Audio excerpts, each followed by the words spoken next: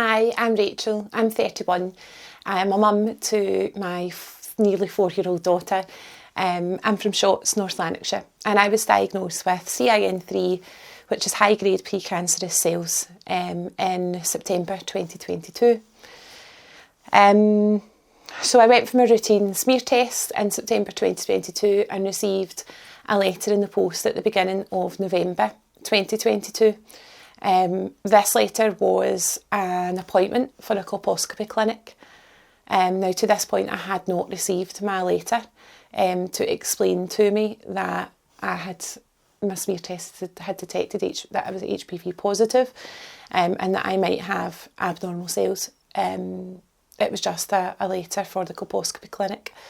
I did not know what a colposcopy was. I didn't know what it was for. I'd kind of forgotten that I'd had my smear test.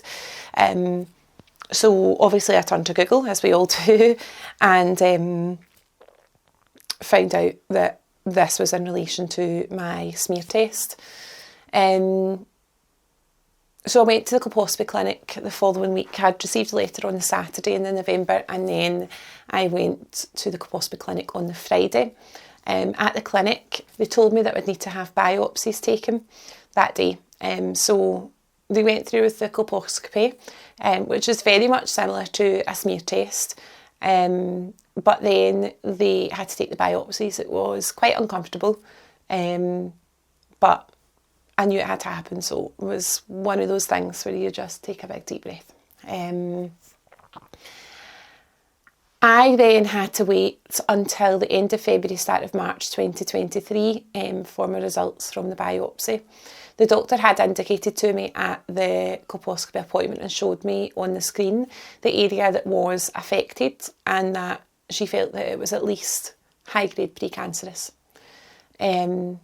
Those words of at least high-grade precancerous stuck with me. And for the 4 months between having the colposcopy and finding the results from the biopsies were nothing short of horrific. Every single day I was thinking about, what if these results come back that I have got cancer? What if this means I'm going to have to go down the route of hysterectomy? What if this means that I'm going to not be here for my daughter? The anxiety that wait took was, I can't even put it into words. So when I got the results, I was invited to go back to University of Wishaw General Hospital, and to have a procedure called the LETS procedure. This LETS procedure removes the precancerous cells, but they also remove a surrounding area of healthy cells. The reason they do this is to try and get what they call a clear margin, because everything that they cut out is sent away again, just like a biopsy is, to check it. I then had to wait another couple of months. I think it was May or June 2023 that I had to wait until to get these results, and from that they confirmed that it was high-grade precancerous CIN3. It wasn't cancer. The relief that I felt from that was inexplicable. I had convinced myself that this was going to come back, that I had cancer. I don't know whether that was to try and protect myself in the event that was the news I was going to get, and then that then softened the blow. I don't know. I don't know why I did that, but it was just where my brain went to.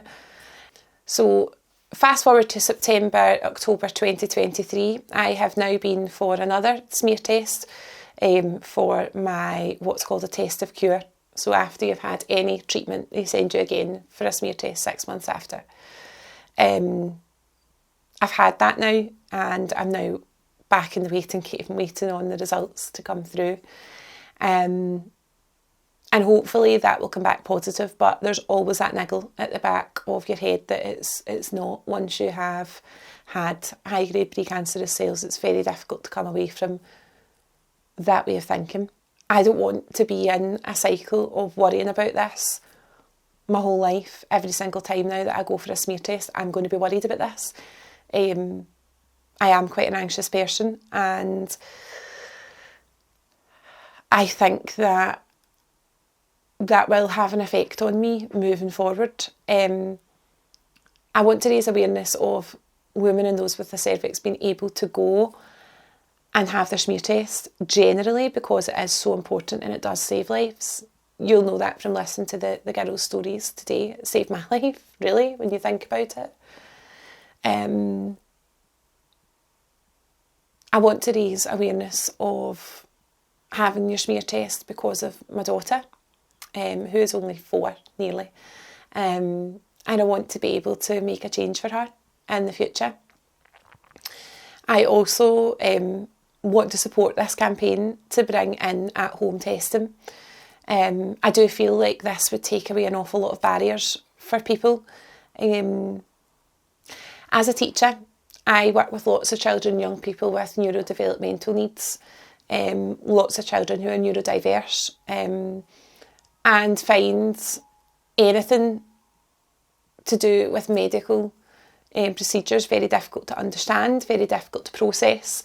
There's lots of sensory issues surrounding lots of this, and to think of myself who's neurotypical, the stress that and the stress and trauma that must put a neurodiverse person through is hard to imagine.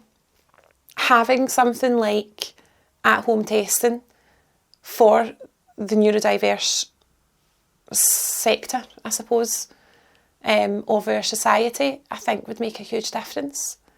They feel safe and comfortable in their own homes. There would be people that they trust and that they know that can help them. It just takes away so much of the stress and trauma around that whole procedure. The same goes for other disabilities. The same goes for people with mental health issues and anxiety. This would make a huge change. As I said before, at the present moment in Scotland, we are failing women. We're failing women, we're failing girls. There is so much more that we could be doing to try and prevent this from happening and save so many lives.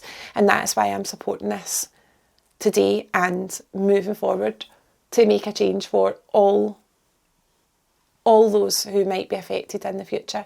The earlier this is caught, the more treatable it is. When I was diagnosed with CIN3, I also got in touch with Joe's Cervical Cancer Trust Forum, which was an online resource. It's UK based, and there's a forum on there that you can go on and speak to people who are also going through this. That helped me drastically. It also helped me because actually there's a phone line, there's a helpline you can call, and I'm a bit of a talker. So I phoned the helpline and I spoke to them, and they couldn't have been nicer. They were so approachable. I didn't feel silly asking questions. I didn't feel uptight about anything. So it's very, very important that people know that service is there, because people don't always know that is something that is available to them. So I would highly recommend that if you're going through anything like this, even if you're just worried about a smear test, to get in touch with Joe's Cervical Cancer Trust. Together we can make a change.